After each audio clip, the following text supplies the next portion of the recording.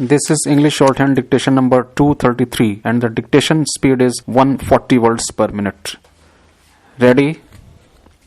Start. Honorable Chairman Sir, I had come with a prepared speech to support the bill, but after hearing my learned friend, I am in utter confusion whether to support the bill or to oppose the bill. I think that the government will clarify the position. The Honorable Minister will clarify the position. Then we will make up our mind. As has been rightly pointed out by my Honorable friend, if it is to invalidate the judgment of the Supreme Court, then the law cannot be said to be a good law. The pertinent question to be discussed here is the benefit of eligibility of additional quantum of pension to the retired judges at the age of 80 years and after that. The question is whether it is from the date on which the judge enters into the age of 80 or after the completion of the age of 80. That is the only simple question to be discussed, for which the Guwahati High Court had made a judgment. Against that judgment, a special leave petition was moved by the Government of India in the Supreme Court. The Supreme Court rejected it. The rejection of the special leave petition means it is subject to correction. I am also saying subject to correction that if the opinion is correct, then definitely this is a bad law. It has to be reconsidered. That is my first point which I would like to make. Invalidating a law passed, and that too through a mandamus by the Supreme Court, is being nullified by this Parliament. To give benefit to the retired judges at the fag end of their life is not fair.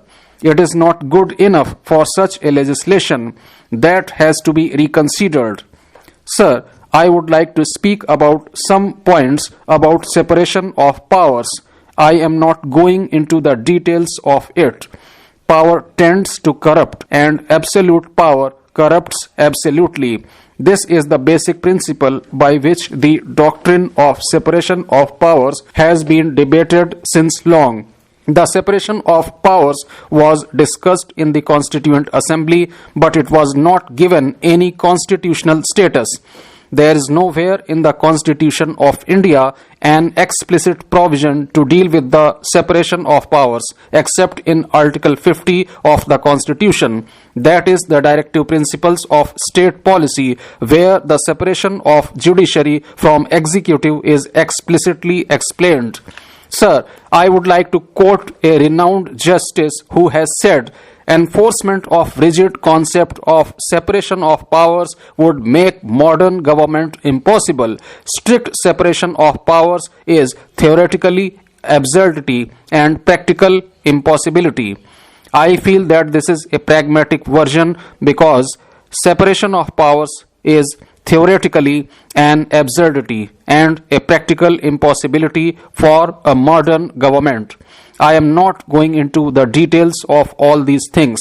The President of India is the executive head of India, and he is also having the legislative powers when he summons the House.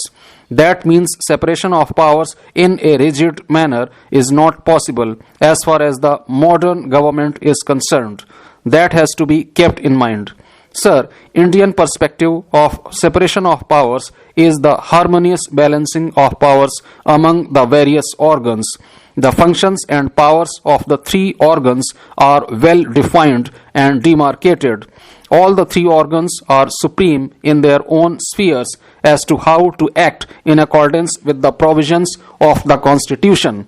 Keeping this in mind, the Indian judicial system has a big tradition of independent judiciary. Indian judiciary has played a very important and significant role in strengthening the democratic system of our country.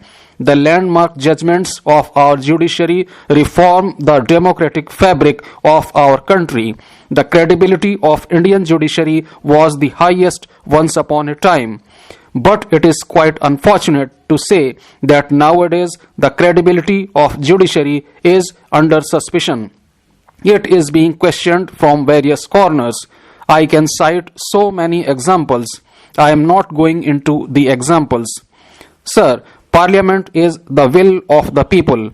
Hence, the legislature of Parliament is accountable to the people. The main question which I would like to pose is this: to whom is the judiciary accountable? The executive is accountable to the people of India through the Parliament. The Parliament or the legislature is directly accountable to the people of India because they are being directly elected by the people and they have to go back to the electorate for subsequent elections. So the accountability of the judiciary has to be earmarked. That has to be defined. Now I come to the point relating to the National Judicial Appointments Commission Act 2014, which was struck down by the Supreme Court. I fully appreciate that it was one of the landmark acts which was brought by this government and enacted by the Parliament. The entire House appreciated it. What was the accountability of the National Judicial Appointments Commission? Was it accountable to the Constitution? Both the Houses of Parliament had passed the legislation. 20 states had passed the legislation. The President had given assent to it, and it had become an Act of Parliament. After it became an Act of Parliament, the Supreme Court struck down the law only on the ground that it was changing the basic character of the Constitution. What was the logic in that? That is why it was being said by the Solicitor General and late Arun Jaitley that it is the tyranny of the unelected. The Parliament and the government should rise to the occasion to protect the legislative supremacy of Parliament. So, I appeal to the government to please bring back the legislation. The National Judicial Appointments Commission Bill should be brought back and it should be passed by the House.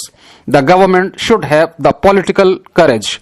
The government should have the political will to pass that legislation again and constitute the National Judicial Appointments Commission.